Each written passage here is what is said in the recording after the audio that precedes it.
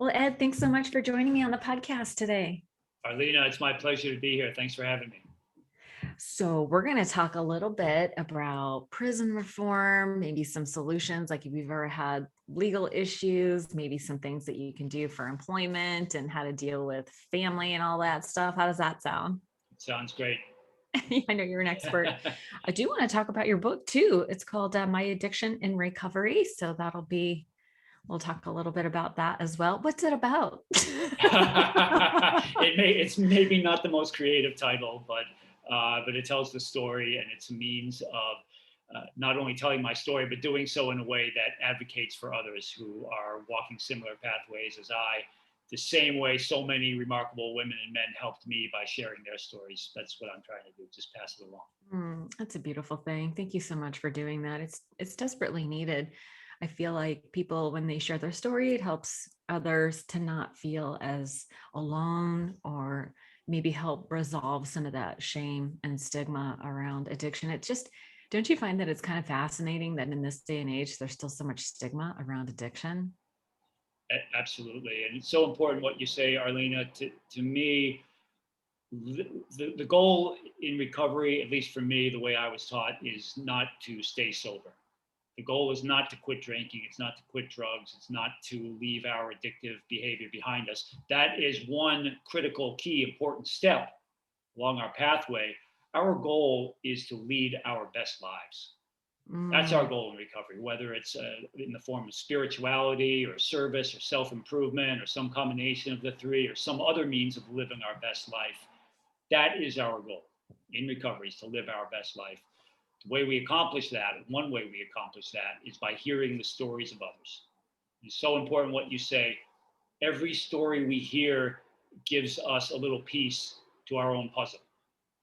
I think of it as like assembling a jigsaw puzzle. Living our best life is like assembling a jigsaw puzzle. We hear another person's story, we get a little piece. Sometimes it's an edge piece. Sometimes it's a corner piece. You know, you've assembled a jigsaw puzzle and you get that corner piece. You're love like, those corner yeah, pieces. yeah. I always cheat with the edge. Oh, yeah, absolutely. And sometimes the only piece we get is a little bit of blue sky or green grass, but that's fine. We generally don't hear one single story and get our entire picture, our entire puzzle. We keep listening to stories. We keep telling our own story. So many amazing women and men tell their stories. They've given me so many pieces to my puzzle. And here I am on your wonderful show, talking to you and your amazing audience and giving back in some small way. It's a great thing. Your humility is inspiring. You do great work as well. So I'm thank you so much for sharing that. I love that idea about the puzzle pieces. And I'm glad you wrote the book, because we'll be able to talk a little bit about the highlights today. But it's great to hear the whole story too. There's so much, and we're not going to be able to hit all the highlights and get to the depths of what your story in 30 minutes or less. So the book will be really important too. I know there's lots of solutions in there, which is really what we're all looking for, some solutions. Before we Sure. jump into that, I love doing this little lightning round. If you're and typically don't feel rushed, because I tend to ask questions and drag it out. But if you're game, we'll play the little lightning round. I've been looking forward to it. Yes. Well, Absolutely. that's right. You're super prepared. That's awesome. Well, Okay, so you we'll see. probably already know what I'm going to ask. What's your favorite recovery book? My favorite recovery book, when I was in early recovery, there was a book Anna David wrote with Tom Sizemore. I forget the exact title, but it was Tom Sizemore, who's a well known actor, and he overcame devastating addiction, incarceration. He telling his story along with a book called Dream Seller by Brandon Novak, who is doing a lot of work in recovery Oh today. You've heard of it? Okay, yeah. great. And they, as we were saying just a few minutes ago, when they shared their stories, they led me to other authors like Mary Carr, Elizabeth Wurtzel, who unfortunately passed away not too long ago, more Oh. books by Anna David, Augustin Burroughs, certainly Ryan Hampton, Darren Prince, a friend of mine, Akshay Nanavati, who overcame addiction. All of them shared their stories in books. And again, like we were saying before, they inspired me to do some small part by sharing my story. So those are some of the books. That's amazing. Funny you should mention Anna David and Darren Prince both were guests on my show. Did you know that already? I did not know. Darren Prince is a friend of mine, and I wasn't aware. He's doing so much incredible work He's in recovery. amazing. And of course, Yeah. Anna David's a superstar. Yeah, She's she really remarkable. is. Yeah. Yeah. Yeah, she got that book that she wrote for Tom Sizemore was a New York Times bestseller. So she's amazing. By some Have miracle, I got out of there. I think it's called. I, Oh, is that yeah, right? I think it's Yeah. called By Some Miracle I Got Out of There, and it's a remarkable story. I'm gonna leave links in the show notes to all these books. I am obsessed with books. I have almost 130 titles on my from Audible. That's great. Yeah. Anything worth doing is worth overdoing. I like that. I'm going to write that down. Yeah, right. Yeah, right. Do you have a favorite quote or mantra that you live by? The one that springs to mind is to the mind that is still, the universe surrenders. Ooh, that's a good one. That's all about meditation, right? Exactly. That's Lao Tzu. Oh, Another one I like is it's better to conquer oneself than to win 1,000 battles. amen to that. That's a great one that carried me through a lot of challenging situations in recovery. It's attributed to the Buddha, but I think it's kind of been changed somewhere along the line. Nevertheless, to me, it's a great mantra. Okay, better to conquer oneself than To win 1,000 battles. So to if I can win. overcome my resentments, yeah, it's better to conquer my own resentments. It's better to Yeah. conquer my lack of gratitude. It's better for me to conquer my own selfishness and self-centeredness. All these things which were the root problems of my addiction. It's better to conquer those than to go out there and win some battle against the outside world, or to win 1,000 battles against the inside world. And that Amen to leads, that. I believe, to that still mind that Lao Tzu was talking about. Yeah, the still mind. That's very difficult to achieve, I have found. Yeah. I'm in the middle of a meditation challenge, a 30-day meditation challenge. And you know why I did it? Is because I was having such a hard time submitting to the silence. The silence is, I'm an achievement junkie, you know, I'm a doer, you know, and so silencing the mind is challenging for me. So I set up this 30-day meditation challenge because I'll do for others what I won't do for myself. So by holding this space for others, I also benefit and finally am able to submit to the That is wonderful. I think with meditation, the way I was taught was that it's something whereby if we do it every day, we are Mhm. going to get better. We can't not improve if we Can't not meditate every improve. day. It's like going to the gym and doing bicep curls. Yeah. If we go to the gym every day and do bicep curls, assuming we get proper nutrition and enough rest, our arms are going to get bigger or more defined. They can't not. Our arms have to respond to those bicep curls that we do daily. With meditation, it's very similar. If we practice every day, if we dedicate ourselves to a daily practice, we have to improve. It's just the way the universe works. That's how I was taught. Law of cause and effect. Law of cause and effect. Perfect. Love that. Very good. Do you have a regular self-care recovery routine, self-care practice? Absolutely. Meditation has been the one constant since I put the meth pipe and the rest of it behind me back in 2007. There's been other things, nutrition. I've focused on nutrition. That's come and go in various forms. Yeah. Meditation has been the one thing that I've stayed with. Today I meditate.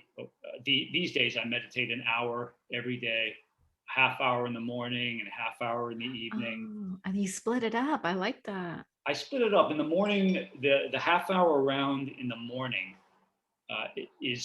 so I do a half hour in the morning, and then I do 2 15 minutes in the evening because my mind is more restless in the evening. So I split it Mhm. up, and I'll tell you, Arlena, that half hour in the morning seems a lot shorter than those 15 minutes in the evening. It's Really? so true what you say about the mind and the stillness. As far as self-care, the meditation is one daily Mhm. practice. I do other daily practices. I've been into cold exposure. Okay. I live in Massachusetts. Every day since November, I've been going into a river nearby. I haven't missed a day since November. Since Yeah, a river or a November. stream or the ocean or something. Yeah, it's it's an incredible way to the science behind cold Oh yeah. exposure. Yeah, a lot of benefits of producing human growth hormone and certainly the immune and circulatory systems. Mm. I found that no matter what our daily practices might be, in terms of self care, it's so important to maintain some form of daily practice. Right. Those are our foundation. When the inevitable storms of self doubt, worry, insecurity, when those inevitable storms assail us, it's those daily practices that create our foundation. We have You that know, firm foundation. I'll go ahead. no, I'm sorry to interrupt. I was just going to say, I love how you frame it with the context of mitigating the self doubt. And, the reason we do a self care practice is to mitigate like the normal, natural stresses of a daily life. That's why we do it, maintain that emotional sobriety, um, emotion management type stuff. That's why we do it. That's why I Absolutely. do it. Yeah, it grounds us. It reminds us who we are. It brings us back to the structure of our life. It brings us back to the patterns of health and self love and transformation that we undergo through the course of recovery. These daily practices. It's that foundation. Health and self love, so important. Yeah, you can't hate yourself better. That's what that's what I heard. Right. What's one thing you wish you knew when you first got sober? I thought about this question. It was harder to think of what I didn't, harder to think of I all know the it's things that okay. I didn't. I think if there's one thing that I wish I had known, it was how to better immerse myself in a role of advocacy right from the Mm, get go, advocating for others. That is the way that my spiritual connection manifests itself in the material world. I think mm, to me, one of the greatest stories of advocacy is Jesus. mhm, That the story of Jesus is of a person who advocated for the sick, the poor, who stood up against oppression and tyranny. Jesus made great sacrifices on behalf of others. He paid a terrible price, and according to the story, he got a reward. His mhm, reward is, we know his reward. The story is similar to that of the Buddha, right? The mhm, Buddha left a life of opulence and comfort in order to go out along a pathway that showed others how to break free from suffering and sorrow. And while I'm certainly not a theological expert, these stories are very real to me insofar as when I think of my let's say more earthbound heroes, people mm, like Nelson Mandela, Martin Luther King, their lives to me personally are a little bit less of a spiritual nature, and by that I mean I can hold people like Jesus and the Buddha here with me right now. mhm, Jesus and Buddha are here, they're in my life, they're real, they exist day to day, whereas Nelson Mandela and Martin Luther King, astounding human beings that they were, I read their books and I learn about their lives, they guide me that way. Whereas Jesus and the Buddha, they're of a spiritual nature and they're here mhm, with me today. The point is, it underscores the importance of spirituality mm. to me in recovery. Uh, like like the Dalai Lama said, the best religion is the one that makes the practitioner the best person, right? The most Yeah, compassionate, the most giving, the most empathetic. To me, that rings so true in recovery. The best yeah, form of recovery is the one that makes us as the person as the person in recovery the best person. And right. so I can look at Jesus, Buddha, Nelson Mandela, Martin Luther King, a host of others, Mary Carr, Anna David, people who are with us today, look at them and the examples they put forth, advocate myself in my own way on behalf of others, just like so many incredible women and men have done before me and who are right here today in their spiritual form. So I guess the what I wish I had known was how to better connect my spiritual pathway to being a more effective advocate here in the material world. Right. No, I love that. Service is for me like a cornerstone of recovery. As I am of service to others, I tend to be more forgiving of others than I am of myself. But, there's this idea that we can't escape the same measuring stick that we judge others by. So when I'm in service and when I'm advocating for others, um, I it changes my mind about my judgments, and I tend to be more compassionate. And as I'm more compassionate with others, I'm better able to give it to myself. So I love the idea of service and spirituality. And thank you for bringing up all those amazing teachers. Wow, switching gears, what do you do for fun?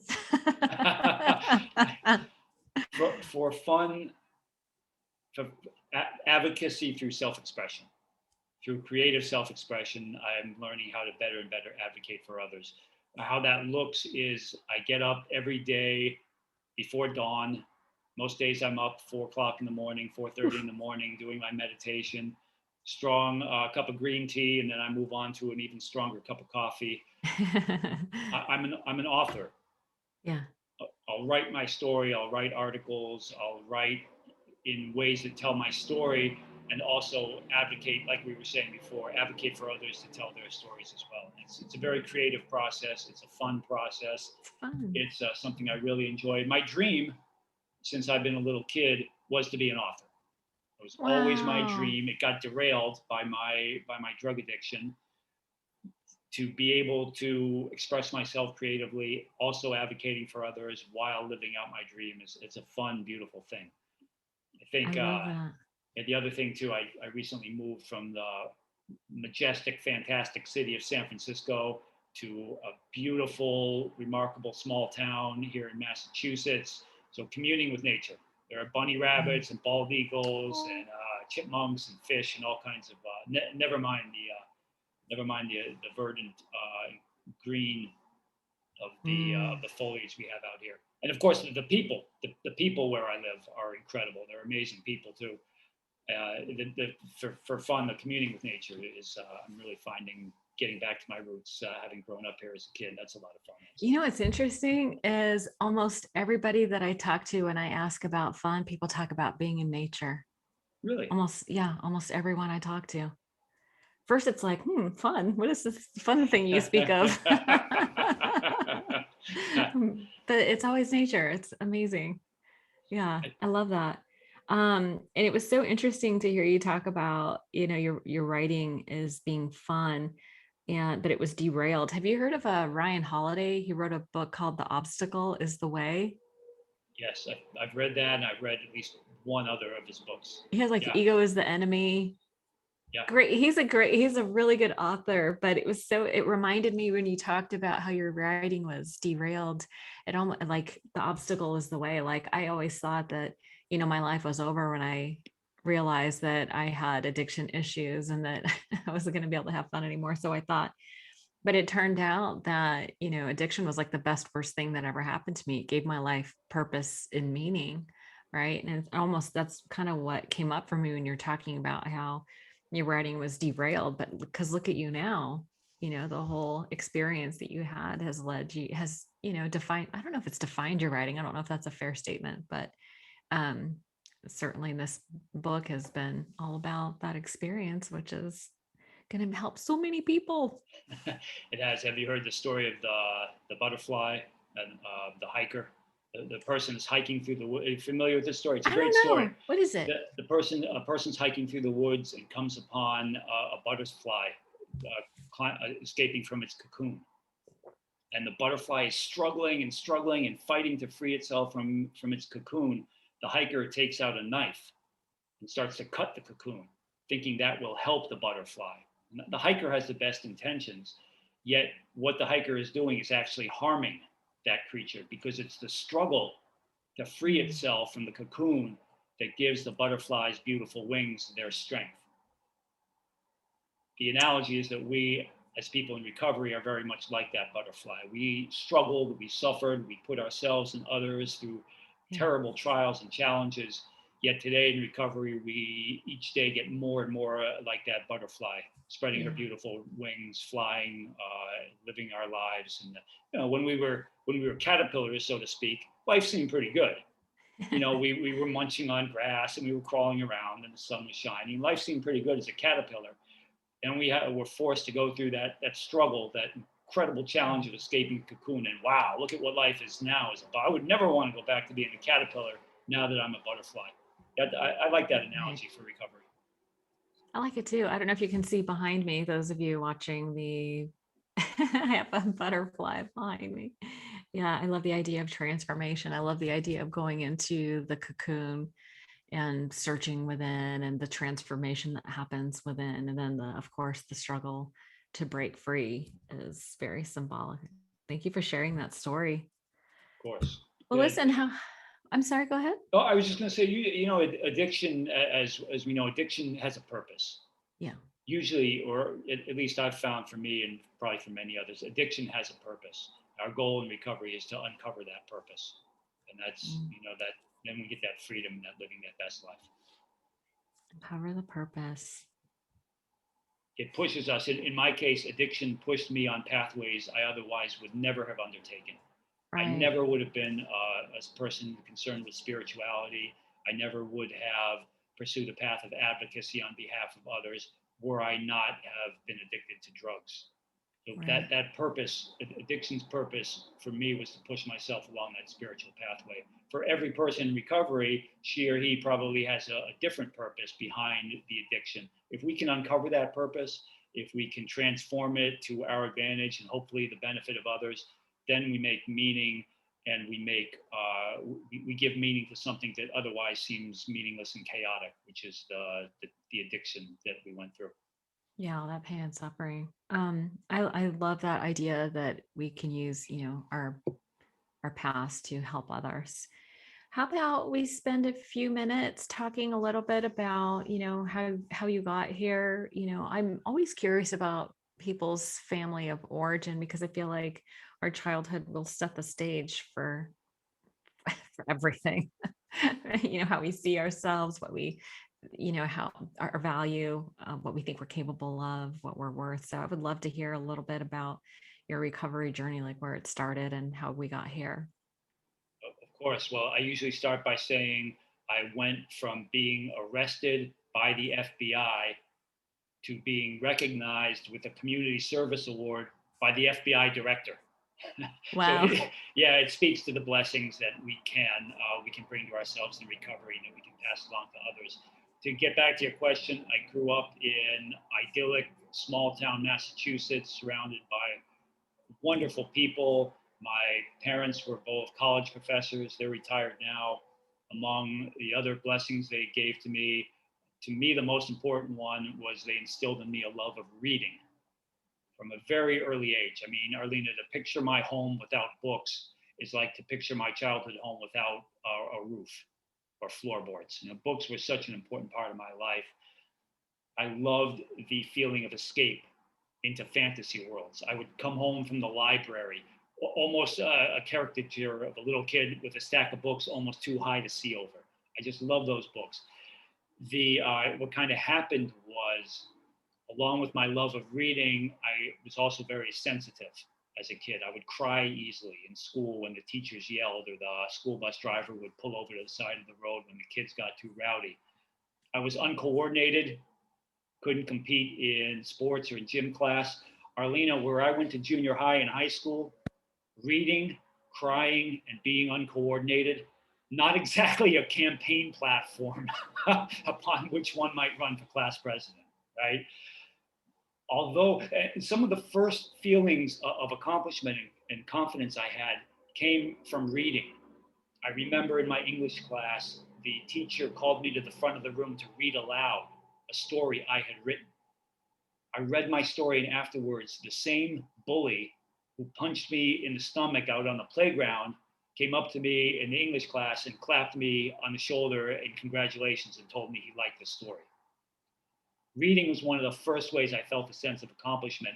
And guess what the second way was that I felt a sense of accomplishment? Right, drinking. 14 years old, drunk for the first time at my aunt's wedding, off leaving the reception with all my family, surrounded by loving family, but wanting no part of the family. Instead, with that purloined bottle of champagne, my cousin in a little apartment off to the side watching a porno movie. And that was to me the top of the world. That feeling that I belonged. I belonged. It wasn't. I don't remember. I can remember so many details. I remember I remember so many details of that year of that day when I was 14 years old. It wasn't, the feeling of being intoxicated. That was great. But even better was that feeling of acceptance. From a very early age, I made those strong bonds of association between intoxication and feelings of acceptance. I went on to become a very heavy drinker at 16 years of age, having escaped from, or I saw it as an escape at where I was at in my life, from a small town in Ashburn, in Massachusetts, where I grew up. The town was called Ashburnham. It's a wonderful town. I left that town, moved to the big city of San Francisco, 16 years old, getting drunk on Royal Gate vodka almost every night of the week. That feeling of freedom, meeting, making friends. People from other countries were my friends. People just, to me, this was very exotic, very new, and just a remarkable sense of freedom. And right there, all the time, along with that freedom, was that bottle of Royal Gate vodka, or almost all the time. At the end of every night, there was that Royal Gate vodka. From there, in college, it was on to cocaine. Became a very heavy cocaine user, marijuana, ecstasy, dabbling in LSD, methamphetamine. I got heavy into meth later on in life. In college, I dabbled in meth. Anything that could take me out of myself. I remember in college telling a lot of lies about myself, making up stories about how I had gotten in these fist fights and defended the honor of women and played on the football team. None of those things ever happened. Even as an adult in college, I was still that little kid, afraid to stand up for himself on the playground against the schoolyard bullies. The lying, the stories I would tell myself, the meaningless encounters with women, and certainly the drinking and the cocaine and the rest, all of it was a way to make myself into something I thought I wished I could be. As we know in recovery, as I have been taught, drugs are not our problem. Drugs are not our problem. Drugs are our attempt at a solution. My problem was me, that I hated myself, and I was a prisoner of my own failure. I was a prisoner of a failure to pursue my dream of being an author. I've always believed that, and I write about this in my book, that for addicted people is often that conflict of dreams versus goals. For most people, they're the same. A woman has a dream of owning a business, so her goal is to own a business. A man's dream is to run a marathon, so his goal is to become a marathon runner. For us in recovery, or for us struggling with addiction, often our dreams are things like to feel normal. Our dreams are things like to feel comfortable in our own skin. Our dreams are things like to just be okay with myself. Those are our dreams, yet for whatever reasons we pursue goals, college education, home ownership, careers. There's nothing wrong with any of those things. Nothing wrong, but no career, for few careers, few goals such as home ownership are going to get us to our dream of feeling normal. For me, that's how it was. I wanted to feel normal. My dream was to be an author. Instead, I pursued goals. A company called Genentech. It was a great company. They were the #1 best firm in America to work for, according to Fortune magazine. They hired me. They gave me a career, treated me very well. I achieved goals like becoming an amateur kickboxer. I would compete in the kickboxing ring. I owned a home. I got a lot of help from my parents, but I owned a home. I rode a BMW motorcycle. All these things are goals. There was nothing wrong with any of them. Yet they were never going to get me to my dream of becoming an author. They were never going to get me to that place of liking myself, loving myself, feeling normal. All through the course of these goals that I was achieving, all through college, all through Genentech, all through the home ownership, all through the rest, I was using massive amounts of alcohol, cocaine, and finally, for the last devastating 11 years of my addiction, methamphetamine. I went from snorting meth to smoking it. That's when things really took a dive. This is where I developed my methamphetamine psychosis. believing that the FBI had architected a vast global conspiracy against me because when I had gone to Bangkok, Thailand, I inadvertently befriended one of the 9/11 hijackers who was actually an undercover operative posing as a hijacker, and therefore I knew too much. And it was, Arlena, I could go on and on and on with the convoluted nature of these conspiracy theories. They were as real to me as this conversation you and I are having. That my life, it was, I was that kid carrying home stacks of books from the library, yet in a very twisted, demented way, I had made a fantasy world my reality through my methamphetamine psychosis. And all of a sudden, here I am. Now I'm a person, no longer the kid picked on in the schoolyard. Here I am, a person of vast, vast importance in my mind. In my mind, the entire FBI and the Department of Defense and the CIA and my family and Genentech and everyone is involved in this conspiracy against me because I'm so important, because I have I hold the secret to the 9/11, the truth behind 9/11. And again, this is all seen through the lens of my methamphetamine psychosis. I used to carry a loaded 357 pistol almost everywhere I went. I would show up at the FBI offices high on meth, asking for help or demanding an end to the FBI surveillance that I thought was being conducted against me. I burned through my life savings, sold my home, spent all the proceeds on strip clubs, electronics that I would tear apart looking for hidden surveillance devices. I'd smash holes in the drywall looking for microphones and cameras. To my deep and utter shame, I had this beautiful dog. He's on the cover of my book. I would basically abuse my dog. I would neglect my dog. I would take out my poor choices on my dog. I would leave him home alone while I would go out partying at the strip clubs and scoring my methamphetamine. My life from the idyllic childhood and all the opportunities society gave me got me to a place where I lost the dog. The dog went on to a much better place, by the way. The dog was adopted by a family with a small child, and he ended up doing really well.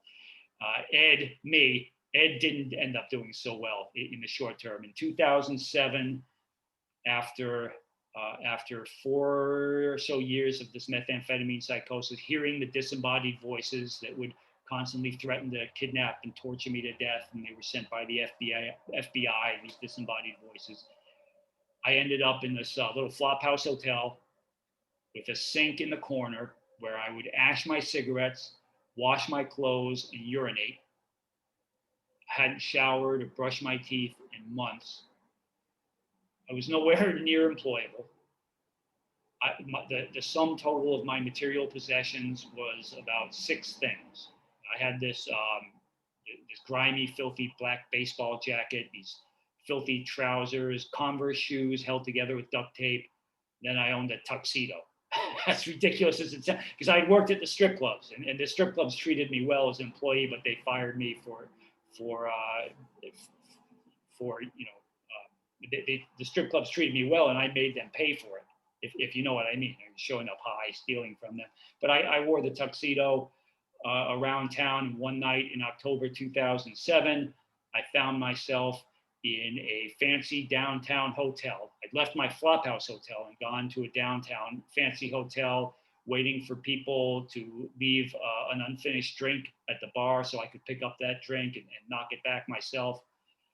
In that hotel, there was a ballroom. In the ballroom, a wedding reception was taking place. I figured, you know what, I'm going to crash the wedding reception. I'm going to get a drink. I'm going to get something to eat. Maybe they'll mistake me for a groomsman because of my tuxedo. But I was, these, and it, as it's at some part, it's somewhere in my mind. I think I probably went back to when I was 14 years old at that wedding reception, drunk for the first time. On that October night in 2007, at some level, it occurred to me that in the previous years leading up to that night, I'd been invited to 5 weddings, 10 of my closest friends. One couple had asked me to serve as their best man. Arlena, out of those 5 weddings that I was invited to of my closest friends, do you know how many I showed up to? 0. Not one. And in that October night in 2007, with my filthy tuxedo in that hotel ballroom where a stranger's wedding reception was taking place, at some level, I realized just how much I had hurt not only myself, but those closest to me. And I went back to my little hotel room. There was a little bit of meth left in my pipe. There was a little bit of a joint and I smoked it all. Haven't done meth since. Got into recovery. I bounced in and out of rehab leading up to that night. I got into recovery the next day, maybe 2 days later. Haven't come back since. That's amazing. So that moment that you were at the wedding, that was sort of like your spiritual awakening, your moment of clarity, so to speak. That was definitely a moment of clarity. I think it took a process of going in and out of rehab. I've been to rehab a couple times already. It got to a point that they say that recovery. I was told that recovery, it's not for people who want it. It's not even for people who need it. It's for people who are willing to do the work. Okay, Absolutely, now 100%. yeah, yeah, and I found that I've since found through the course of my reading and other teaching me that maybe recovery is different for different people, but for Yeah, me that was absolutely true. When I yeah. was ready to do the very hard work, and I never so on that night in October 2007, I began going to 12-step meetings. I would go Okay. to one, two, three, four, sometimes five 12-step meetings a day. I Yeah. got a job working at a Christmas tree lot. I'd worked in my past. I'd worked at Stanford University. I worked for Genentech. I mentioned that company, the number one best firm in America. And here I am working at a Christmas tree lot, Mhm, tying Christmas trees to the tops of cars for tips. mhm. I began an intense spiritual pursuit. I would spend time from the Hare Krishnas to the Hasidic Jews to the Hindu spiritual texts and everywhere in between. So many wonderful teachers, so many incredible people passed along their spiritual teachings to me. I became, and all along, as through the process of recovery, one thing that really was impressed upon me was the value of facing my fears. Mm. I had a lot of Yes. fear. I discovered that just because you're done with drugs doesn't mean drugs are done with you. That was something that it was true in my life because the methamphetamine psychosis, it didn't stop the day I quit meth. Right. I continued to experience a lot of paranoia, a lot of fear about the FBI SWAT team coming to kick down my door, hearing Right. disembodied voices, and these things continued for years and years after I left the meth behind me.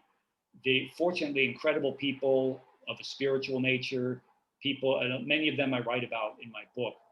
People showed me the value. They took me into their families, Mm. even though I'd been a total stranger to them and had just gotten off a terrible methamphetamine run shortly before I met these individuals. They brought me into their families. They showed me the value of community service. They instilled in me confidence in myself. They believed in me until I could believe in myself. They taught me, they gave me the confidence to start overcoming my fears.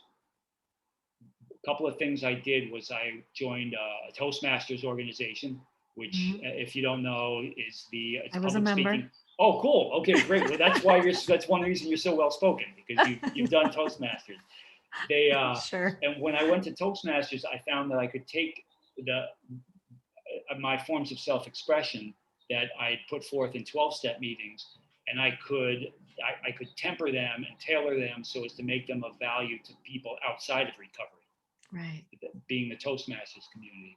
I started becoming comfortable speaking about my experiences, speaking about the wonderful women and men who inspired me to life transformation. I could speak about the lessons that were imparted upon me outside of the recovery community. The recovery Mhm. community was amazing, and they still are. Yeah. Now I learned, so now I'm starting to become an advocate. As Yeah. I'm going through Toastmasters, I started speaking about my incarceration. I was incarcerated relatively briefly, only a couple of months when I was actively using meth. Through the Toastmasters community, I learned to start sharing my story. I joined a remarkable organization, a nonprofit called Defy Ventures. These are people who deliver entrepreneur and employment training to currently and formerly incarcerated men and women. Defy was founded by an astonishing woman named Catherine Hoke. She left a career in venture capital, a lucrative career to work with incarcerated persons. Catherine Hoke and her Defy Ventures family allowed me to go through their program. They instilled in me their entrepreneur training program. They instilled in me the value of being of service, as did others. Mm-hmm. I was, at the time I found Defy, I'd been working back in a biotech firm. The firm treated me very, very well. I was earning the equivalent of a six-figure salary. I would sit in my little cubicle all day thinking about suicide. Oh. I would think about suicide. I would think, I didn't want to die necessarily, but I really didn't want to live. And it was only because of spiritual beliefs about the afterlife that were instilled in me that I didn't take my life. My early meditation teachers taught me that were I to commit suicide, I would have to go backwards through many lifetimes. And Wow. it speaks, yeah. And it's, because of the compassion and the love these teachers had for me, I was able to accept their beliefs. And that, I'm sure, is the only reason I didn't take my life in those terrible days of depression following my putting away the meth pipe for good. Right. You mentioned, I'm sorry to interrupt your flow, but you mentioned doing 12-step work and, combined with the spiritual teachers. How long, the beginning is very hard for a lot of people. I know the people that are listening that are like in that beginning stage. How long did it take you to start feeling normal again and start feeling like you belonged again? Still happening today. It's an ongoing It's an process. ongoing process And every that's day. okay, right? Oh, it's absolutely okay. And Yeah. it's a beautiful process. Someday it's like I heard a good analogy recently. It's like standing on the beach when a wave hits us. A Uh-huh. wave comes in, and we can either stand up against the wave and almost certainly get knocked over, or we can lie down and let the wave take us. That's a great analogy. But and the analogy is that there are days that those waves come in, the waves of self-doubt, the waves of remorse, the waves of resentments, and it gets better and better every day. And the more I learn through my meditation and through my spiritual practice to kind of lie down and go along with those waves, the better and better it gets. So as to how long it might take to feel normal, I think normal is a constantly shifting uh, concept. I don't know that, I searched so long for feelings of normalcy when I was using drugs. And now I think that, maybe there is no normal. Maybe maybe it's the only constant is change. And the spiritual pursuit is one of a long climb up a mountain when we may not reach the mountaintop in this lifetime. The mountaintop is there. I think the analogy I'd like to use is that of climbing a mountain. There are many paths, perhaps, going up a mountain, and some paths are straight and wide and not very steep. Other paths are twisting and turning, and sometimes those paths go down, and we can't even see the top of the mountain because there's branches and leaves above us. No matter what path we're on, we always know in general where the mountaintop is. Mm-hmm. We always know that if we stay on our path, whether we're on a solitary path or whether we're on a path with others, we keep on that, we will get to our mountaintop. That's why spirituality is so important, because it's that spiritual, very little of a material nature is going to be strong enough for those of us in recovery to keep us on that path. Right. We need to think of the spiritual. We've had things. Many of us in recovery. We've had so many things of a material nature. We're good at achieving things. We're good at making money. We're good at jobs. We're good at any number of things. But we've learned through many of us have thrown away much more of a material nature than we ever earned while we were in recovery. The flip side, and it's a beautiful flip side, is that when we are able to grasp on the things of a spiritual nature and pursue them, they by so far eclipse things of material nature. That is the truth. I know that for sure. Maybe normal was a poor choice of words. I recognize that, even today, in the midst of struggles, that there's always moments of peace, right? And I think at the end of the day, that's what I was always looking for. I wanted that sense of belonging that you talked about. Like I always, I was just like you, like didn't feel like I belonged or anything. But finding moments of peace, finding those moments of connection, like finding a new normal, right? The recovery communities have provided me with a new normal. So that's, yeah, a new normal is important, but that recognizing moments of peace through spiritual principles, I think is really important too. Recognizing moments of peace and finding what's truly important. Very little. My sponsor has a great saying: "You never see a U-Haul following a hearse." Right? You never Can't nothing take we it with achieved. you. Yeah, you can't take anything with you. Yeah. The For me, the other thing I did was along with the Toastmasters, right around the same time, I discovered something called Krav Maga, which is Oh yeah. you've heard of it? Okay, I have. I've seen great. people do it. It's very like it looks like dancing kind of, right? It could be. It depends upon maybe how you practice Who's it. doing it? Well, it's similar to martial arts. Right. Yeah. It looks like martial arts. It's really a form of self-defense. It's an Yeah. intense physical uh, practice. I got very immersed in Krav Maga to overcome my self doubts and my feelings of physical threats going back to when I was a bullied kid. Yeah. I pursued Krav Maga. I became an instructor. It just Wow. so yeah, and it just so happened that one of my students was an FBI agent, Mm-hmm. right? I made it known, and along the way, I'd been doing many forms of community service. I'd become a volunteer first responder for the fire department. I'd done volunteer work for the Red Cross to be of service. I made it known to my Krav Maga FBI student that I wished to serve the FBI in the same way I'd served the fire department. He helped me organize an unarmed self defense training for the FBI SWAT team. Mm. Arlena, the very people I'd been so afraid of, the FBI, because they were the ones in my delusions that were going to kick down my door and drag me off. Now, all of a sudden, I'm standing in front of the FBI SWAT team as their instructor. That's so funny. It's remarkable the blessings that recovery What you think brings. about, you bring about. What you think about, you So, bring about. Yes, so law of if you attraction. see it, you yeah. That's See it in your conceive, mind, you'll hold it in your hand. CBA, conceive, believe, achieve. Right? We can conceive what can conceive of and what we can believe in, we can achieve. Yeah. I'm so grateful to the FBI. I'm so grateful to so many women and men in law Yeah. enforcement because, as an expression of appreciation for my training self-defense, the FBI nominated me to what's called their Citizens Academy. It's Oh, a very nice. selective program. They take people, mostly it's people who are, in my case, I was out in California in Silicon Valley at the time, so that the Citizens Academy was mainly attended, Mm, or a lot of the participants were tech workers who worked yeah. in security. There were also remarkable representatives of the Muslim community. There were two incredible women who advocate for youth victims of sex trafficking, Mm, other community servants. The FBI, so much to their credit, has this Citizens Academy in order to demystify the FBI and create bridges of trust with various communities. I love In that my Citizens particular Academy. case, yeah, it's a wonderful program. I'm still very involved with it as an alumni. In my case, thanks to the FBI, thanks to law enforcement, various police departments who I've been allowed to volunteer with.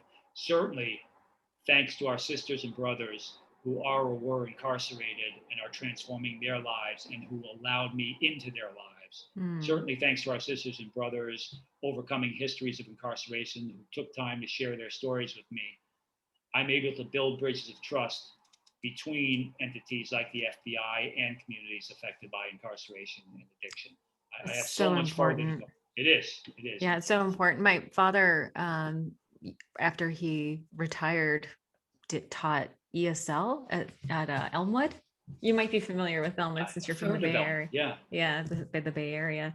where I'm from. And he would say that most of the guys that were in there were there on drug related charges. So we as a country really need to change the way we deal with addicts. And I know that that's a big passion of yours.